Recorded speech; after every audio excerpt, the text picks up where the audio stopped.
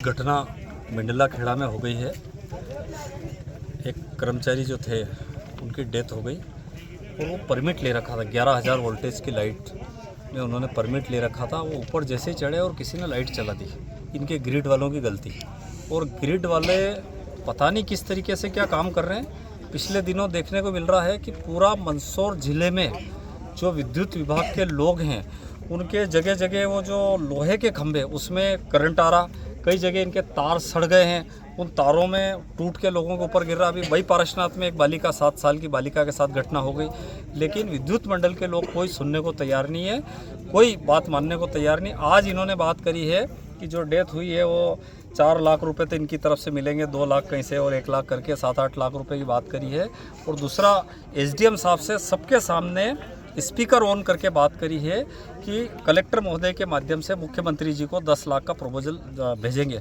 लेकिन मुझे इस बात का दुख हो रहा है कि लंबे समय से मंदसौर ज़िले में प्रपोजल बना के 10 लाख का भेज रहे हैं, लेकिन पता नहीं क्या मुख्यमंत्री जी को नाराज़गी है कि मंदसौर ज़िले के 10 लाख रुपए अभी तक आ नहीं रहे।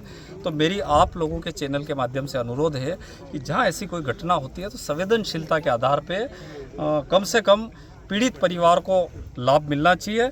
और जो उनका छोटा एक बच्चा है 16 साल का, एक बेटी है वो भी नाबालिग है, उन दोनों की परवरिश के लिए सरकार को मदद करना चाहिए। एक लड़के को, उनके परिवार के एक व्यक्ति को नौकरी देना चाहिए। ये सारी बातें करी है और वो लिखित में विद्युत मंडल के जो यहाँ सुपरवाइजर साहब आए थे उनसे लिखित में हम लोग ये ले रहे हैं। लेकिन दुर्भाग्य इस बात का कि मल्हारगढ़ का डी अभी तक घटना स्थल पे नहीं पहुंचा, जबकि उनका खुद का कर्मचारी है।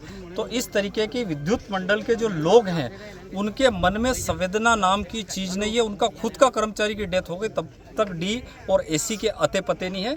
एसी और जो डी ये एसी रूम में पड़े हुए हैं, लोगों की जान खतरे में डाल रखी, सारे कर्मचारी खतरे को महसूस कर रहे हैं। जिनकी लापरवाही से डेथ हुई है तो उनके ऊपर भी कार्रवाई की मांग कर रहे हैं। जिन्होंने लापरवाही करी, जिन्होंने लाइट चालू करी परमिट लेने के बाद, पहले उन्होंने जिनकी डेथ हुई उन्होंने परमिट लिया कि भाई लाइट बंद कर देंगे, और लाइट बंद करने के बाद खंभे पर चढ़े तो जिन्होंने जो बटन दबाया और लाइट चालू करी उनके खिलाफ धारा 302 के अंतर्गत, अभी शायद उसका कुछ चेंज करके 102 धारा उन्होंने बनाई है, उसके अंतर्गत हत्या का मुकदमा उस पर दर्ज होना चाहिए।